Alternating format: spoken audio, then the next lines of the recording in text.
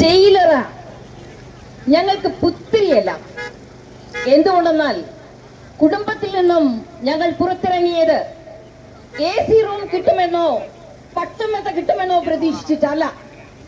പാവങ്ങളോടൊപ്പം പാവങ്ങളുടെ ദുഃഖങ്ങളിൽ പങ്കുചെയ്യുവാനും അവരോടൊപ്പം അവർക്ക് വേണ്ടത് ചെയ്തു കൊടുക്കുവാനും നല്ല മനസ്സോടെ കർത്താവിന്റെ വിളി കേട്ട് പുറപ്പെട്ടവരാണ് ഞങ്ങൾ ഓരോരുത്തരും.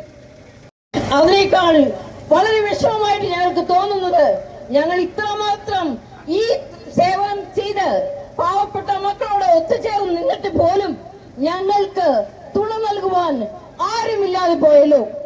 എല്ലാ MP മാരും എല്ലാ MLA മാരും ഒത്തുചേർന്ന് നിന്ന് അവര് പറഞ്ഞു, ഇത് തെറ്റാണ്, നിരപരാധിത്വമാണ്, അവരെ മോചിപ്പിക്കണം എന്ന് പറഞ്ഞിട്ട് പോലും ഈ ജ്യോതി ശർമ്മയും കൂട്ടാളികളും അനങ്ങിയില്ല.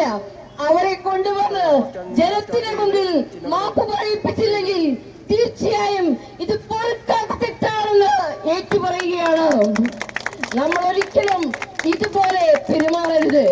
ഞങ്ങൾ ഇറങ്ങിയിട്ടുണ്ടെങ്കിൽ, വീട് വിട്ടിട്ടുണ്ടെങ്കിൽ, ഇതുപോലെ തിരുവസ്ത്രം അണിയിട്ടുണ്ടെങ്കിൽ അത് ഞങ്ങൾക്ക് വേണ്ടി അല്ല, അത് ഞങ്ങൾ പാവപ്പെട്ട മക്കളെ കണ്ടുകൊണ്ട് തന്നെയാണ്.